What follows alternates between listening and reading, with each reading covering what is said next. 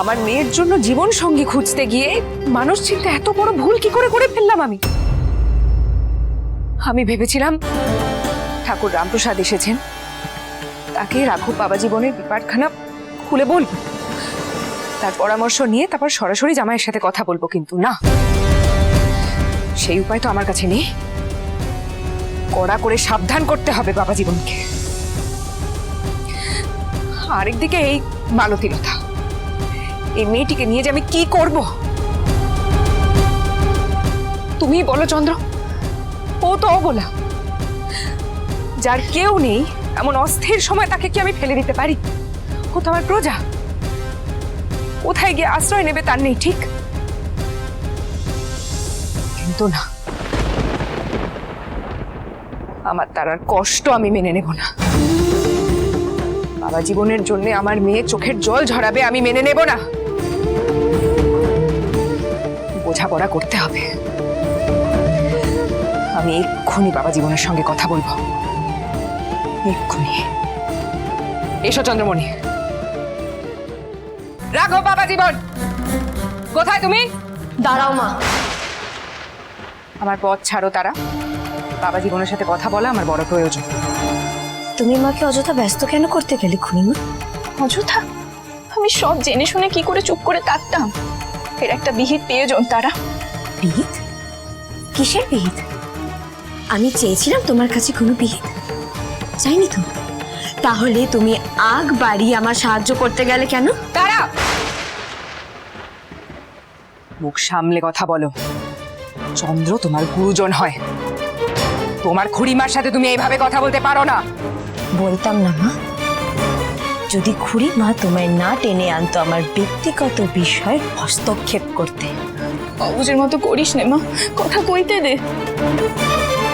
চন্দ্রমণি, ও অবুঝ হতে পারে, আমরা তো নই। সুতরাং তারা তোমার এসে আমার পথ আটকানো আমি মানব না। চলো চন্দ্রমণি, আমি আজই বাবা জীবনের সাথে কথা বলবো। না মা, তুমি বলবে না, আর তুমি আমার স্বামীর কাছে যাবে না।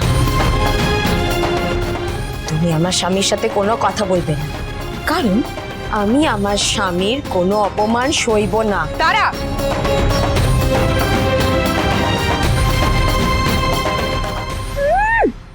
দেখেছো দিদি কেমন মুখ চালকানা চেলেছে?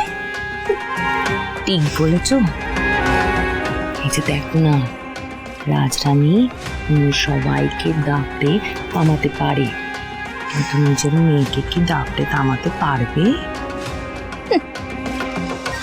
এবার রাজরানী কি করবে? আপন সন্তানই যখন তার বিপরীতে খারাপ কথা কইতে আসে। হে মা ভবানী, এ কি মতিভ্রম হলো আমার তারার। নিজে কষ্ট পাচ্ছে, তবুও আমাকেও কিছুতেই ওকে সাহায্য করতে দিচ্ছে না কেন? কেউ কি কোনো কুমন্ত্রণা দিয়েছে? আমার পথ ছাড়ো তারা। আমায় তুমি আটকাতে পারবে না, সেই সাধ্য তোমার নেই, এ কথা তুমিও ভালো করে জানো। তুমি জেনে রাখো মা, তুমি আমার স্বামীকে কোনো রকম শাসন করবে না। তোমার যা বলার আমায় বলো, আমি শুনছি।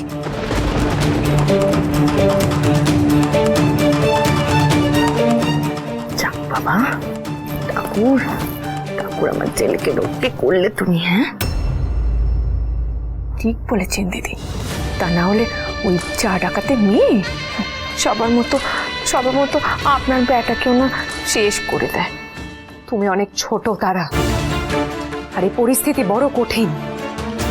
যা বোঝো না সে বিষয়ে যদি গুরুজনদের সাহায্য না নাও, দিনের শেষে কিন্তু কষ্ট তোমাকেই পেতে হবে।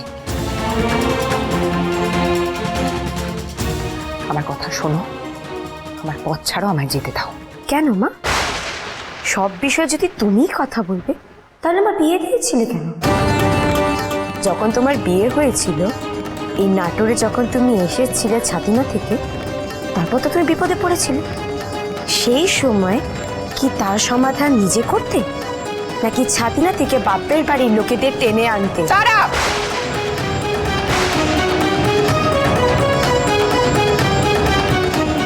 আহা গো, কি অকাট্য যুক্তি দিতাছে মাইয়া। বকটা কান্না শুনে কান একেবারে জুড়িয়ে যাচ্ছে দিদি। আহা, তারা তারা একটু বোঝার চেষ্টা কর, এই জিনিস তুই একা সামলাতে পারবি না, এতে বিপরীত হলে তোর সমস্যা বাড়বে মা। সে তো তোমাদের আমার বিয়ে দেওয়ার আগে ভাবা উচিত ছিল খুড়িমা, এখন ভেবে কি হবে? আমি অবাক হয়ে যাচ্ছি তোমার দৃষ্টতা দেখে তারা। দৃষ্টতা নয় মা, শিক্ষা। আর এই শিক্ষা তো তুমিই আমায় দিয়েছ, যে বিবাহ হলো 7 জন্মের বন্ধন, আর স্ত্রীর কাজ হলো স্বামীকে রক্ষা করা। শিখিয়েছি, কিন্তু এটাও বোঝার তোমার বোধ নেই যে রক্ষা করা আর অন্যায় করলে সেই অন্যায়কে চাপা দেওয়া দুটি এক জিনিস নয়। যাই হয়ে যাক না কেন, তেনার মন আমি ঠিক জয় করে নেব। তোমাকে আমার সংসারে কথায় কথায় নাক গলাতে হবে না। তারা অনেক হয়েছে।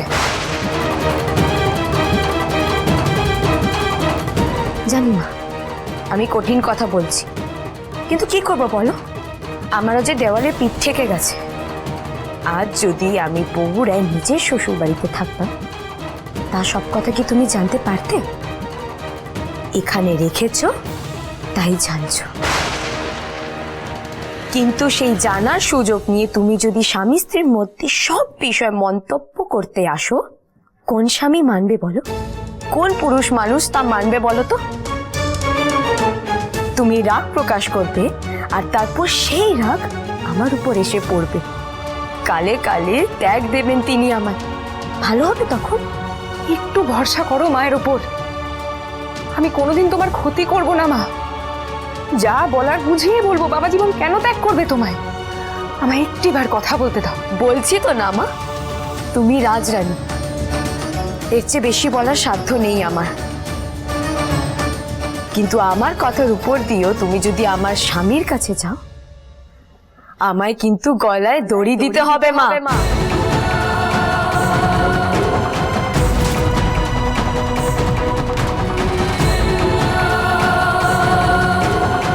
মাথা খারাপ হয়ে গেছে তোর, কি কইছিস তুই? একেবারে বকিয়ে ফেলেছি বেটার পুকুরে। রাজরানীর মুখে কেমন কুলু পেতে আছে, দেখো দেখো। আমার যা বলার আমি বলে দিয়েছি খুড়ি, এবার মা সিদ্ধান্ত নিক। কি করবে মা? আমার জীবন আমার হাতে ছাড়বে, নাকি আমার বড় মুখ দেখবে?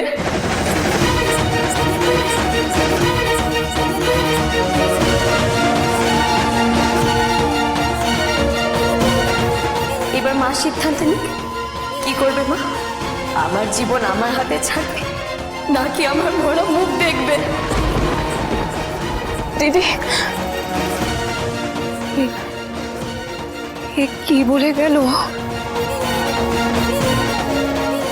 হে মা ভবানী,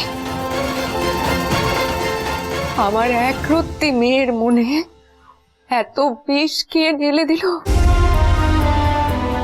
ও চন্দ্র, তুমি তো ওর সই। কি দেখলাম আমরা? ও তো এমন ছিল না। আমি আজকে আমার নিজের সইকে চিনতে পারছিলাম না, মনে হচ্ছিল যেন কেউ গুণ করেছে ওকে। নিজের মাকে 70 ভাবছে চন্দ্রমণি,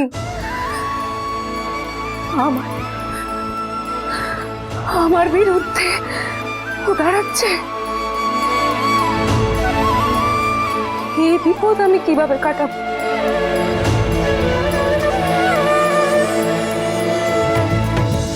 হে মা ভবানী, এ কি জাতাকলে ফেললে আমাকে?